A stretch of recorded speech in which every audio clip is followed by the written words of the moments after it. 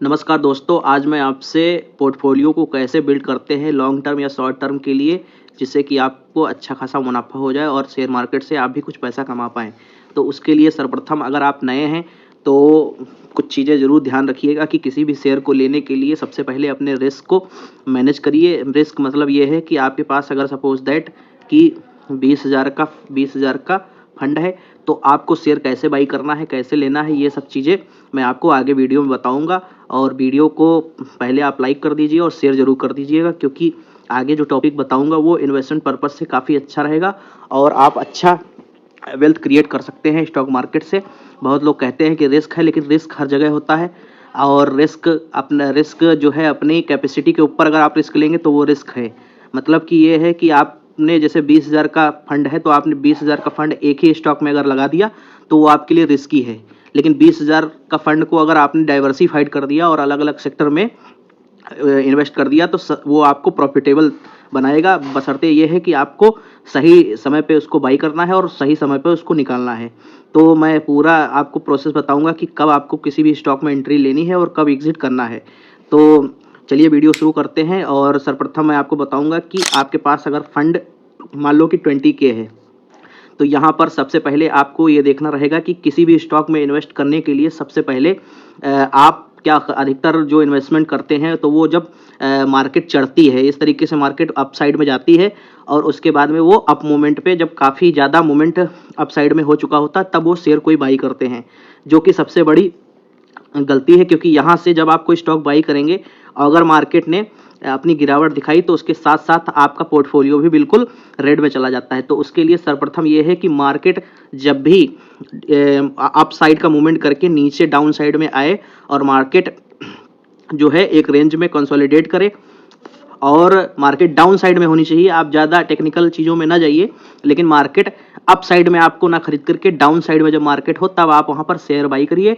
और किस तरीके से बाई करना है मैं आपको पूरा प्रोसेस बताऊंगा। जैसे कि सपोज दैट कि आपके पास 20,000 रुपये है, 20,000 रुपये आपके पास है, तो आपको यहाँ पर अपने रिस्क को कैसे मैनेजमेंट करना है और कैसे शेयर को बाई करना है, ये सब मैं आपको फुल प्रोसेस बताऊँगा।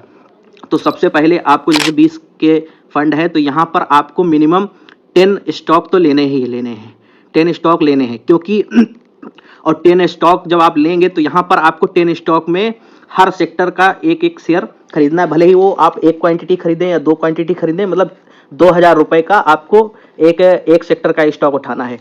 तो जैसे कि मान लो आपने फर्स्ट 2,000 रुपये इन्वेस्ट किए आईटी में, तो आईटी सेक्टर में भले ही आप एक शेयर लें या 2 शेयर लें, जितने आप आए 2,000 में उतने लीजिए, ठीक है। बाकी थोड़ा बहुत इधर उधर हो जाता है, कोई दिक्कत नहीं है। तो आप 10 स्टॉक परचेज करेंगे अपने पोर्टफोलियो में। इस तरीके से आप मतलब ये है कि आपको एक शेयर बाई करना है किसी भी एक सेक्टर का। सपोज दैट कि एक आईटी ले लिया और फिर आपने मेटल ले लिया, फिर आपने कंज्यूमर प्रोडक्ट का ले लिया, फिर आपने ईवी का ले लिया, है ना। इस तरीके से आप जैसे कि डाइवर्सिफाइड या मैन्युफैक्चरिंग की कोई कंपनी है, या जैसे कि मान लो आपने डिफेंस का कोई स्टॉक ले लिया, है ना। तो इस तरीके से आपने डिफरेंट जब सेक्टर चूज कर लिए, तो सपोज दैट कि कोई सेक्टर आपका जिस ईयर आपने बाई किया उसमें जैसे मान लो आईटी नहीं चला या मेटल नहीं चला, 2 सेक्टर आपके नहीं चल पाए, तो आपके जो और सेक्टर के जो स्टॉक खरीद रखे होंगे वो आपके पोर्टफोलियो को कवर कर लेंगे और आपका अच्छा खासा यहाँ पर प्रॉफिट मतलब बनेगा। मतलब ये है कि पोर्टफोलियो में आपका जो सिग्नल जो रहेगा वो ग्रीन ही दिखाएगा और रेड नहीं होगा। उसका रीज़न है क्योंकि आपने अपने आप को डाइवर्सिफाइड किया है स्टॉक मार्केट में।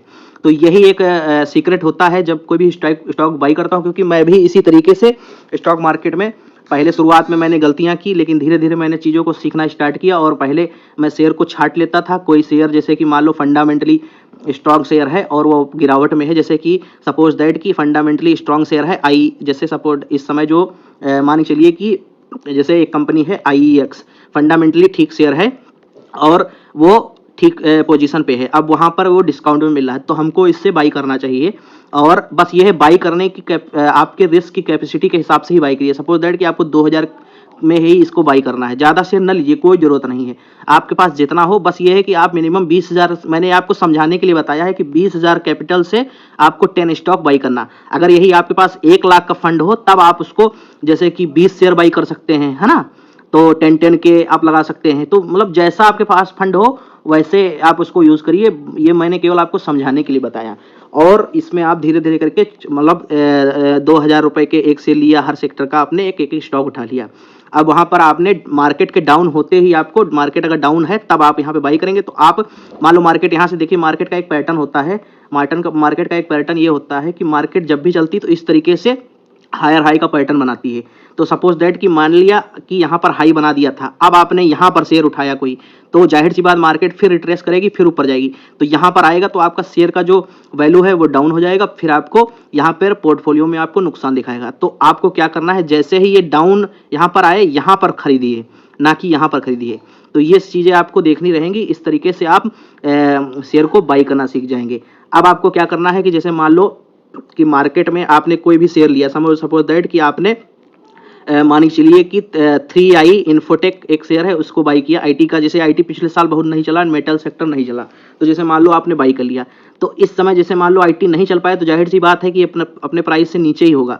तो यहाँ पर आप इसको बाई करेंगे, अगले 1 साल तक 5 महीने, 6 महीने, 2 महीने, जब भी आपको प्रॉफिट अच्छा खासा दे तब आप उस स्टॉक से बाई एग्जिट कर लीजिए। और इसी तरीके से आप स्टॉक मार्केट में इन्वेस्टमेंट के थ्रू अपने पैसे को कंपाउंड कर सकते हैं। तो यहाँ पर यह है कि जैसे मान लो आपने 2000 का कोई शेयर लिया था, सपोज दैट, अब 2000 का जब आपने शेयर लिया, अगर आपको इस 2000 में लगभग 700 से 800 का प्रॉफिट अगर दिखाने लगे, आपकी इन्वेस्टमेंट से 40 से 50% का अगर रिटर्न दिख रहा है, तो आप उस ट्रेड से एग्जिट कर सकते हैं। और आप यही पैसा जो आपने इन्वेस्ट किया था उसका मान लो कि 700 रुपये आपको प्रॉफिट हुआ, 700 में से 350 रुपये आप फिर इन्वेस्ट कर दीजिए और 350 रुपये अपने यूज में लीजिए। क्योंकि देखिए पैसा कमा रहे हैं तो पैसे का कमाने का मजा तो तभी है जब आप उस पैसे का यूज अपने जीवन में कर पाए। तो ये सब चीजें आपको ध्यान रखनी है। मतलब हर जरूरी नहीं कि 700 कमाए तो 700 इन्वेस्ट कर दिया, कुछ पैसा निकाल करके कहीं अदर जगह पे आप इन्वेस्ट कर सकते हैं, ठीक है, या फिर अपने यूज में ले सकते हैं। तो इस तरीके से आपको स्टॉक मार्केट में अपने पोर्टफोलियो को बिल्डअप करना रहेगा। अब यहाँ पर सेकंड बात ये आ जाती है कि कभी भी जैसे मान लो कि आपने कोई स्टॉक 2K का बाई किया था, अब वो स्टॉक आपका लॉस देने लगा और लगभग आपका नुकसान 700 से 800 हो गया। तो देखिए जो गिरता हुआ शेयर है उस पर आपको कभी भी एवरेजिंग नहीं करनी चाहिए। एवरेजिंग अगर करनी है तो आप बढ़ते हुए शेयर पे करिए, लेकिन गिरते हुए शेयर को बिल्कुल भी मत करिए। उसका कारण ये है कि जो आपका शेयर शुरुआत में से लेकर के अभी तक आपको लॉस दे रहा है, तो वहां पर रिस्क की संभावना ज्यादा है, इसलिए रिस्क उठाइए लेकिन लॉजिक के साथ उठाइए। तो यहां पर यह है कि जब कोई गिर रहा है शेयर आपका, तो वहां पर आपको एक चीज ये करनी है कि आप वहां पर एवरेजिंग न करिए, बल्कि अगर आपके पास पैसा है तो आप जो बढ़ता हुआ शेयर है उसमें एवरेजिंग करिए। या फिर एवरेजिंग करनी है अगर किसी भी स्टॉक की और गिर रहा है वो शेयर, लेकिन फंडामेंटली अगर स्ट्रांग शेयर है तो आप वहां पर छोटे छोटे क्वांटिटी में आप एवरेज कर सकते हैं। लेकिन एवरेजिंग की कैपेसिटी कितनी होनी चाहिए, उतना ही एवरेज करिए जितना कि आपके पास रिस्क हो। मान लो कि इतना पैसा अगर आपका चला भी जाता है तो आप पर कोई फर्क ना पड़े और आपका दिनचर्या में कोई भी किसी विशेष प्रकार का कोई इंपैक्ट ना हो। तो ये सब चीजें आपको ध्यान में रखनी है। तो आपको मैंने एंट्री और एग्जिट बता दी है। जब मार्केट डाउन साइड में आए वहां पर स्टॉक बाई करिए, और जब मार्केट ऊपर चली जाए, एक लगभग 2 इसमें टर्म एंड कंडीशन है, एक तो मार्केट अप साइड में हो और आपका जो है स्टॉक प्रॉफिट दे रहा हो तब निकल जाइए, और फिर उसी पैसे को जो आपने प्रॉफिट से पैसा कमाया है उसका आधा आप अपने यूज में ले लीजिए और आधा फिर इन्वेस्ट कर दीजिए। तो इस तरीके से आपका कंपाउंडिंग भी होता रहेगा और आपका पोर्टफोलियो का साइज भी बड़ा होता रहेगा। और इस तरीके से अपने इन्वेस्टमेंट को आगे बढ़ाते चले जाइए और कोई दिक्कत वाली बात नहीं है। अगर वीडियो आपको अच्छी लगी हो तो प्लीज़ लाइक कर दे, सब्सक्राइब कर दे। धन्यवाद।